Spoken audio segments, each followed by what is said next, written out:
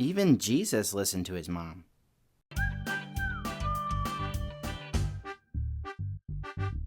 Hey guys, it's me again, Douglas. And today, in honor of Mother's Day, I wanted to talk to you guys about, listening to your mom. The Bible says that you should honor your father and mother. Of the 10 commandments, that's the only commandment with a promise. And it says, honor your father and mother, that it may go well with you in the land the Lord your God is calling you to. You know, you've probably heard about Jesus' first miracle where he turned water into wine. And that passage is found in the book of John, chapter 2, verses 1 through 11. Now, for me, the most interesting part of this story is not necessarily the miracle itself, although, miracles are very cool. But the most interesting part to me is the conversation that Jesus has with his mom. Because you see, Jesus and his disciples, they were at this wedding, and so was Mary, Jesus' mother. And at the wedding feast, they ran out of wine, which especially in those days was kind of a big deal. So then Mary says to Jesus, they have no wine. And Jesus said to her, woman, what does that have to do with me? My hour has not yet come. Then his mother said to the servants, do whatever he tells you. Now, first of all, I think the conversation is interesting because, I don't know, I think there's some sort of cultural stuff going on here or some stuff going on between Jesus and his mother, some stuff that they just, understand. Because with me and my mom, if we were having a party or something and my mom came to me and she said, the guests have no cookies, I'd be like, oh no, we're out of cookies. And leave it at that, oh well. It doesn't seem like Mary has given Jesus some clear instructions here, but clearly Jesus knows what those instructions are. Mary says they have no wine, and that means make them some wine. The other thing is where he says, woman, what does this have to do with me? Some translations, they kind of soften that a little bit, or they kind of make it sound more like how we talk in English these days, because he didn't say that in English. That's a translation. But man, if I said to my mom, if she came to me and she said, go get some cookies for our guests. And I said, woman, what does this have to do with me? Oh man, I'd get in crazy trouble. That would be a very bad idea. But it seems like this was not an offensive or disrespectful way for Jesus to talk to his mother. But I do think it's interesting that even though he said, my time has not yet come, my hour has not yet come, which people kind of argue about what that means exactly, even though he said, my hour has not yet come, she said to the servants, do whatever he tells you to do. Assuming that Jesus is going to do what she, told him to do. And he did. He turned the water into wine. It was his first miracle. And the thing that I find so interesting about this story is that, even though Jesus is God, Jesus has a perspective that we will never fully have. And his mom doesn't have that perspective. His mom is not God. Some people worship Mary, which is a bad idea. Mary would not want you to worship Mary because she's not God. We're only supposed to worship God.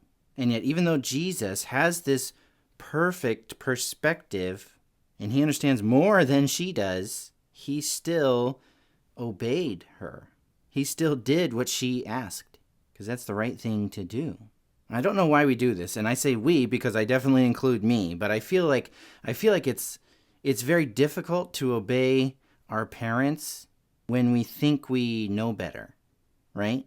If our mom or our dad tell us to do something, sometimes we take a minute to be like, okay, is this actually a good idea? Should I actually do this thing instead of just doing it? There was this one time I got a plant, and I'm not very good with plants. My mom is very good with plants, but I'm not very good with plants. But I got this cactus, and I set it over by my window, and my mom told me that I was supposed to water this cactus once a month, which seemed crazy to me. I feel like you should water it much more often than that, right? And I was thinking, this is a cactus. It's used to living out in the desert. It really wants water. It doesn't have to live in the desert anymore. It can live in my house, and I can water it a lot.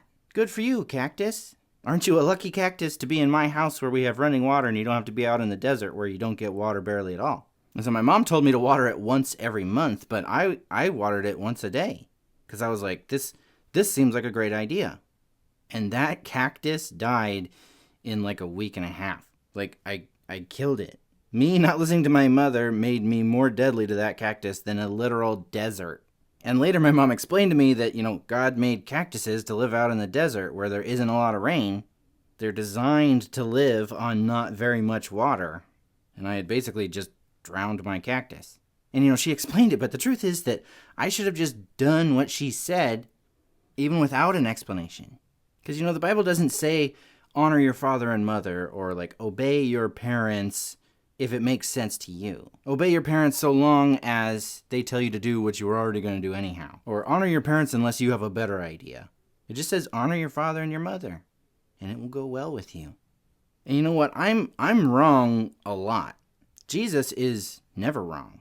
And yet even in this situation where Mary asked him to perform his first miracle, even though it sounded like Jesus is saying, like, this isn't a great idea, he still does it because his mother asked him to.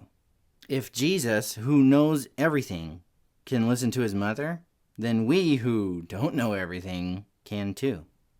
Can listen to our mothers and our fathers. So my challenge to you guys today is that you would do what Jesus did and listen to your mother. Obey your parents. Even if you think you've got a better idea, listen and obey. The truth is that there are probably going to be very, very few times where you know better than your parents. But even if you do find a rare situation where you actually know better than them, it's still important for you to obey them. Like if the roles were reversed with me and my cactus, like if my mom said that I was supposed to water this cactus every day and I knew that this cactus was only supposed to be watered once a month, I should still obey my mom, right? Even if it kills my cactus. Not because of who is right or wrong about the cactus, but because of what is right or wrong for me to do as the child of my mother. Our parents know a lot more than us, but they're not perfect. No person is perfect except for Jesus Christ. And, depending on what rules your family has, it might be okay for you to, respectfully tell your parents if they tell you to do something that isn't the right thing to do. Like if my mom says water it once a day and I know that it's right to water it once a month, it might be okay for me to say, actually I read that cactuses are only supposed to be watered about once a month. But if she still says, no, you're going to water it once a day, I need to water it once a day because that's how God set things up. We're supposed to obey our parents. If Jesus, who is literally God, can obey his mother, who is not God, then we can too. Listen to your mother. Hey guys, happy Mother's Day. And yeah, do you ever do that? Like I said, I know I do, where like my mom or my dad will tell me to do something and I'll like pause for a second. I'll think about like, is this actually a good idea? Instead of just doing it. And we need to just do it. It's not for us as children to decide whether or not we should obey our parents or not. It's up to us to just do it. And that's really, really hard. I understand that's hard, but that's our job. That's what God has called us to do. And on Mother's Day, it's cool to give cards or presents or things to our moms, but really on Mother's Day and really any day, one of the best things you can do for your mom is to listen and obey. Listen to your mom this Mother's Day.